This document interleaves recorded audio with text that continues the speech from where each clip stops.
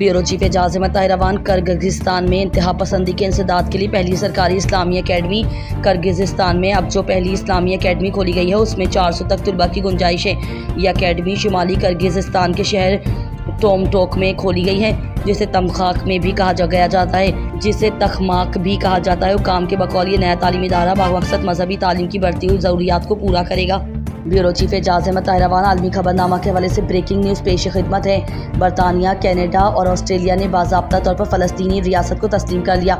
बरतानिया और ऑस्ट्रेलिया ने भी इतवार को ऐलान किया कि वो इसराइल की शदीद मुखालफत के बावजूद फ़लस्तीनी रियासत को तस्लीम कर रहे हैं। ब्यूरो चीफ एजाज अहमद ताहिरावान पाक सऊदी दिफाई मुआहिदा से सऊदी अरब के कौमी दिन यौमुल वतनी की खुशी दोबाला हो गई है, जिस पर शाही खानदान और सऊदी अवाम को दिल की अता गहराइयों से मुबारकबाद पेश करते हैं। तफसीलात के मुताबिक JUI सऊदी अरब के मरकज़ी रहनुमा इंजीनियर हाजी सज्जाद ने मुमलिकत सऊदी अरबिया के यौमुल वतनी के मौके पर अपने खुसूसी पैगाम में सऊदी भाइयों के लिए नेक ख्वाहिशात का इजहार करते हुए कहा है कि हालिया दिफाई मुआहिदे से दोनों ममालिक के अवाम को एक नया हौसला मिला है और यह अमल पूरी मिल्लत इस्लामिया के लिए तक़वियत का बाइस बनेगी, क्योंकि ये तारीखी मुआहिदा सऊदी अरब और पाकिस्तान के लिए यकजान दो कालिब का मज़दाक बन गया है, जबकि दोनों ममालिक के देरीना बरादराना ताल्लुकात के मज़ीद फ़रोग़ के लिए मुश्तरका अज़्म की बेहतरीन निकासी करता है। इसी तरह पूरे सऊदी अरब को पाकिस्तानी परचम से सजाना पाक सऊदी दोस्ती की लाजवाल दास्तान का अमली सबूत है, जिस पर सऊदी शाही खानदान और पाकिस्तानी क़यादत खुसूसन वज़ीर आज़म शहबाज शरीफ और chief of army staff general Asim Munir ज़बरदस्त खराज तहसीन पेश किया। तारीख गवाह है कि पाकिस्तान और सऊदी अरब के ताल्लुकात सिर्फ सिफारती नहीं बल्कि अकीदे, तारीख और बाहमी एतमाद और भाईचारे पर मबनी है। यही वजह है कि दोनों ममालिक ने हमेशा मुश्किल वक्त में एक दूसरे का साथ दिया है। यकीनन हरमैन अल शरीफैन की हिफाजत हर मुसलमान के ईमानी गैरत का तकाजा है। ब्यूरो चीफ एजाज अहमद ताहिरावान कौम की तकसीम करने वाले जल्द कौम को मुत्तहद होता देखेंगे।